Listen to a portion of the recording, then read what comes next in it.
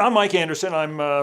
Was president of the Rotary Club of Tucson from 2000 to 2001. That's the big change of the millennium. People couldn't decide whether it was 2000 was the beginning of the millennium or 2001. I got them both years covered in my years. So mad cow disease, the dot-com bubble, polio 2000 for Rotary.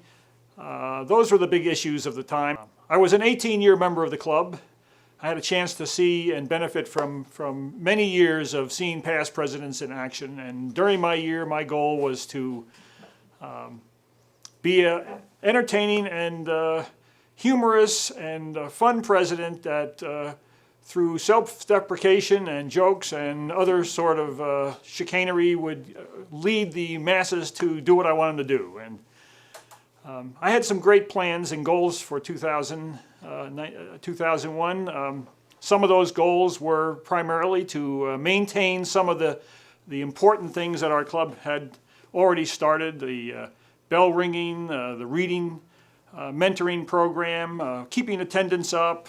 Every president has a responsibility to bring new members in.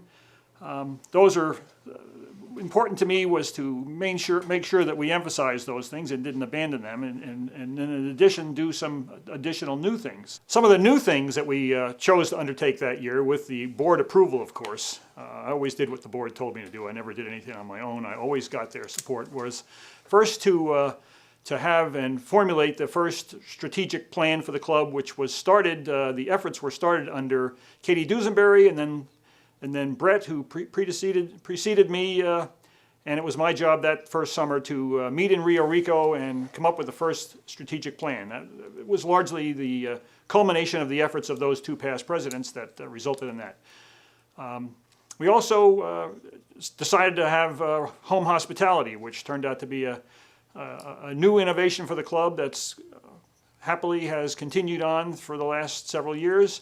That's where instead of meeting every time at the Rotary, a couple times a year, we meet at members' house and get to know each other member better, and that's turned out to be a very fun program. Blood Drive. Incidentally, the home hospitality program was, I had my hard-working director, John McCaleb, was in charge of that project, and he and I had a great time going around. I remember one time in the fall of 2000 going around to a dozen different home hospitality houses, racing from place to place and showing up like we were part of the presidential ball or something like that. We enjoyed that tremendously, and it was a great program. The Blood Drive is I thought in planning my year that we give money and we give time and we give energy, and I thought, why don't we give blood too and really be big givers in our community. So I initiated, the board initiated the Blood Drive, which is held a couple times a year at our club and continues to be part of our program. Sid Morse, our beloved club director, was in charge of the Blood Drive, and he took that on with gusto because he had a blood issue in his health, and he was proud of being involved in that program.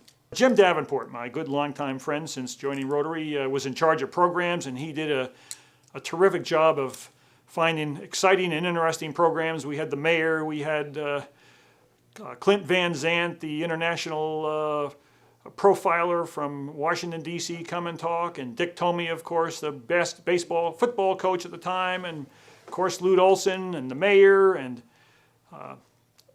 an exciting and interesting smorgasbord of interesting programs was what we wanted to do that year. The club issues that we had that particular year were, number one, would the new president have a heart attack on the bench or not, or would he succeed in leading the club to greater riches and more fun, or would we fall flat on our face? And the big project of the year, which caught the entire attention of the club, was the 10 Bucks Wins a Dream Home project, which in a nutshell was the club bands together and builds a house in town and garners as much support from the community, contractors and cabinet makers and framers and air conditioning guys, all through the contacts of the club, and then proceeds to sell $10 raffle tickets to a lucky winner who would win that house. And that was the goal, kind of a vision that I had initially, and ultimately that program turned out to be fine. We made $250,000 and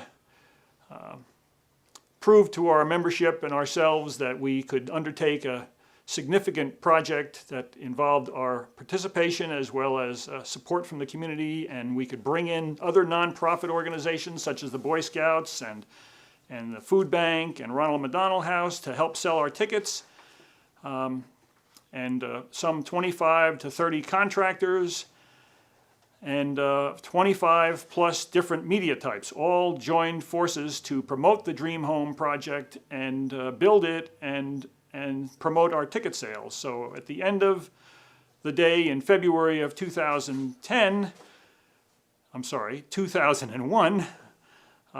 we had this big gala event, and everybody who participated came. We hosted all of these persons and companies that helped us, and we pulled the winning ticket out, and some lucky person won a $150,000 Dream Home, and it happened to be the daughter of one of our members, Pete Raguzin, and we raised $250,000 out of that effort, which went into the club foundation and resulted in having us have over $1 million in our foundation corpus. It was a very satisfying event for the whole club, and the biggest thing that it accomplished was that it proved to the club that we have the ability to undertake a major project, that we could garner support from the community, and that we could truly raise significant funds and allow us then to go on and do other big projects for community service and Reading Seed and other future projects such as that are probably a result in part of the success of that Dream Home project. What was your biggest surprise when you took over as president? What was the most unexpected thing that happened? The most unexpected thing that happened is that I was leading a group of people down a path that they were listening to me and following, and that I could get all these people from different fellow members from different walks of life to come in here and follow a scheme of building a house and selling tickets and get 95% participation from them. That was a phenomenal revelation to me, that they would actually listen and follow and participate and help to succeed. That, in addition to the unbelievable support of the board of directors, I was so fortunate to have two people, everybody on the board. John McCaleb was extraordinary in helping to organize the construction of the house. Arnie Jacobson was a co-chair and was instrumental in selling tickets and resolving all the problems and challenges that came along the way. Marianne Freitas was an unbelievable supporter. I mean, we're talking about commitments in the terms of 10, 20 hours a week on each of these jobs for more than a year to help this project succeed. Bob Ernstein was on the board, and he worked tirelessly with his wife Char down at Gary Gethman's office, who was president after me, keeping track of ticket sales. Recording and sending back the stubs on 35,000 tickets was an unbelievable task, and Bob and Char did that. Sid Morse was a mentor to me, a big booster and a confidant, somebody that I could call and he'd pep me up and tell me how we could do it. And each of these people were on the board, and John and Arnie and Marianne all went on to become presidents of our club, and their leadership, without those players on the board, we would have never have been able to succeed to the extent that we did. Gary Gethman did a great job in keeping track of tickets. Kathleen Silvers was the fifth board member, and as spouse of our past club president and district governor, she knew Rotary inside and out, and she was stellar in taking care of her responsibilities as a director.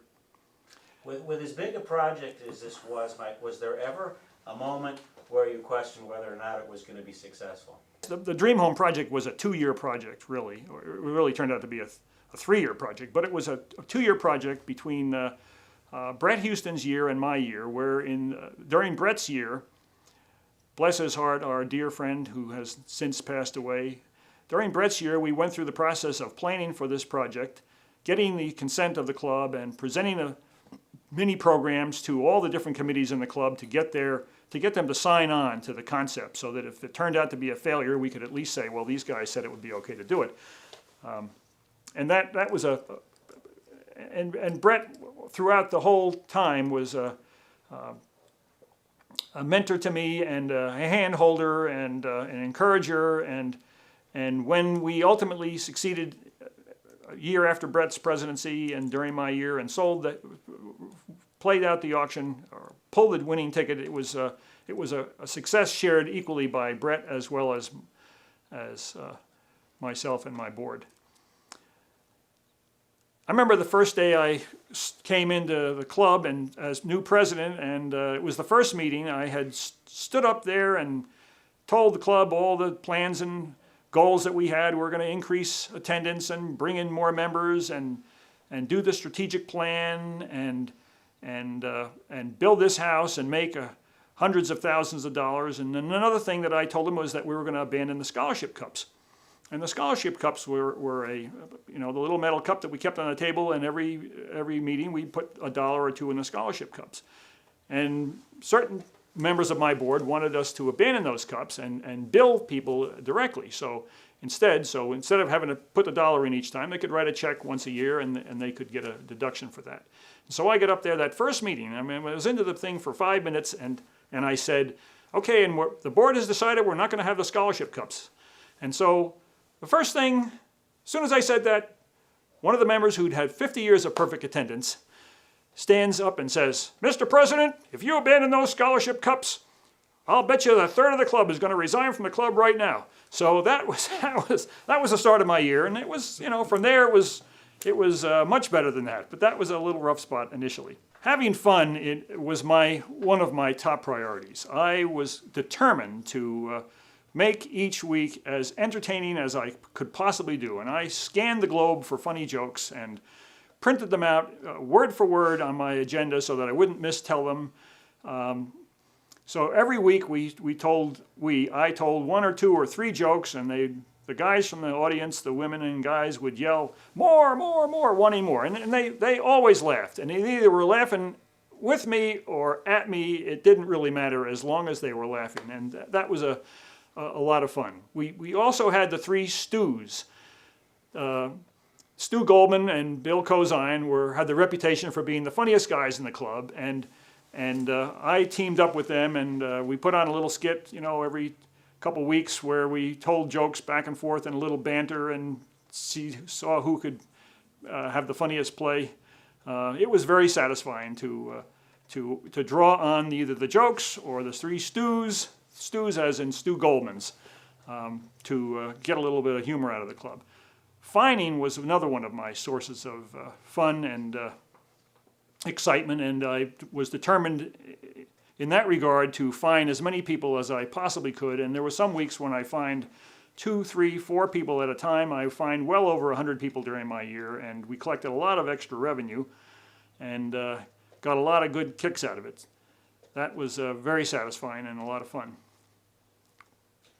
Now, why don't you give us some of the memorable moments, just the ones that stick out in your mind. Steve Christie, you've got donated a Jeep, you've got the work day at the house, the groundbreaking with the mayor, lunch at the house. That's the day that Joe Crystal got killed. The Valentine's Day party, the 80th anniversary, the drawing at Bentana, Drew winning ticket, Ann Marsh. If you want to go through any of that. Say them again.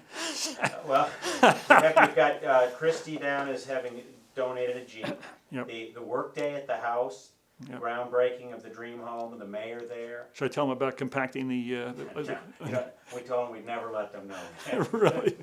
They'll never work with you. But that's all good stuff that we can put back in All the right. Dream House stuff. Okay, all right, all right. And then after that, I'm gonna ask you about, Don't- you got don't- the thing about the guys who, you lost a lot of members. Oh, yeah. Death, your whole. Yeah, well, Susan says I shouldn't mention that. You were like oh, it's okay, Yeah, because I think it's okay to mention their names, yeah, you know, and honor them. yeah. What, Honorable moments. what is it again? I mean, memorable. Memorable moment. Well, I had so many memorable moments. We had so many memorable moments that year. It was, I can't begin to count them off, but some of them. When Steve Christie told me that he was ready to give a brand new Jeep as the second prize for the Dream Home event, that was, here's a member, 10, 20-year member who stepped up and gave us a brand new car. That was, I remember driving down the street and he told me on my car phone and I was jumping up and down. I just couldn't contain myself that somebody else had bought into this scheme. And the groundbreaking at the house in the summer of 2000, where Brett Houston was in charge of the ceremony, and we had the mayor there and the councilman Ronstadt and the whole membership. That was fun and exciting. They all got out and dug the ground with gold-plated shovels and started the construction.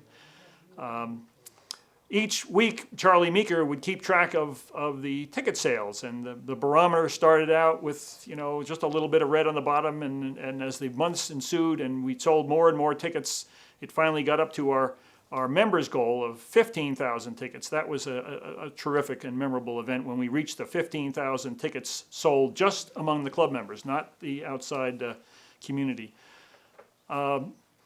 We had numerous work days at the house where club members would go there on Saturday and spend the whole day. You might have 50 or 75 people out there digging in the dirt and laying water lines and forming up cement frames, and that was terrific. And then when the house finally got completed in December or so of 2000, we had a club meeting at the house, and John C. Scott had a live radio remote reporting station there, and the members went through and sat in tables around the house and watched and looked and see how beautiful the house was. It was a very beautiful 2,000 square foot brand new house in the middle of town, and that was a lot of fun to have had that luncheon there at the Dream Home.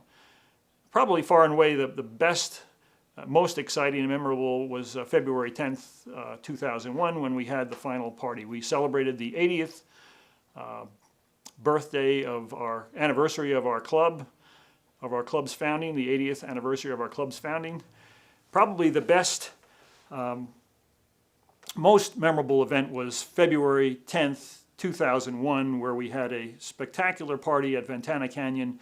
It was a Valentine's Day party, a celebration of our club's 80th anniversary, and the drawing of the Dream Home ticket, and seeing the 300 or 400 people come together and pulling that winning ticket out and honoring all of our contributors was at that point I was sighing a tremendous sigh of relief. I knew that I got the club out of trouble and we weren't going to go and lose hundreds of thousands of dollars, and it was smooth sailing from then on out. And during my year, I had the sad duty to attend nearly a dozen funerals of the fellow Rotarians who passed away, and it might be nice to memorialize those guys. And some of them were Bill Little and Bill West, Jay Fuller, Dick Marsh, who was a district governor, Bill Wood, who was a past president, Joe Crystal, who died unfortunately the afternoon after the party that we had at the house, Rick Ricard, Dewey Barish, who was my next door neighbor and fellow Rotarian for 20 years, Ray Terlizzi, who was a past president and an attorney, and George Eli. I made every one of those funerals and wrote sympathy cards to all of their spouses and families, and that was a kind of a solemn aspect to my year. What advice would you give a club member who was aspiring to be the president of our club? For me, being president of the club was probably the single most important job I ever had. the one that caused me the greatest stress, I am sorry to say, but also the absolute most tremendous satisfaction. Being president of the Rotary Club of Tucson was clearly one of my fondest accomplishments in life, and I got tremendous satisfaction out of the job. I probably had been asked a couple times prior to my year to be president, and I didn't feel that the time and place was right for me. But when they asked me in 1999 if I'd do it, I finally, after nearly 20 years of being a member, I said, yes, I'll do it. And I then decided I was going to put my heart and soul into it and do the very best job that I could. Probably as much for my own personal sense of accomplishment as for the benefit of the club. I was not about to make a fool of myself or do a lousy job or fail, and that's the advice I'd give to anybody who would want to become president of a Rotary Club is to start from the ground floor and be a dedicated member, attend the meetings, bring in new members, include your family in Rotary activities, volunteer for chairmanship of any of the dozens of committees. There's more leadership opportunities in this club than you could possibly imagine, and there has to be a place that you could find a place that you feel comfortable and that you can shine. And then that's through that, doing a good job at the committee level and being a good member and enjoying the fellowship and distinguishing yourself by some outstanding service. Those are the steps that are going to get you the attention that you need in order to become a director in the club, which is a position that's chosen through a vote of the membership. And then through your directorship, that's when you have a chance to work extra hard to be a good director. And then if you've ingratiated yourself through your hard work and dedication with the past presidents who have the job of selecting new presidents, then you're undoubtedly going to be chosen to or given that opportunity to lead our club. And I can only tell you that while it is a tremendous effort and it will take considerable sacrifice, the benefits that you'll get from it are unbelievable. The friendships that you'll get, the breadth of experience that you'll get in working with different members is incomparable.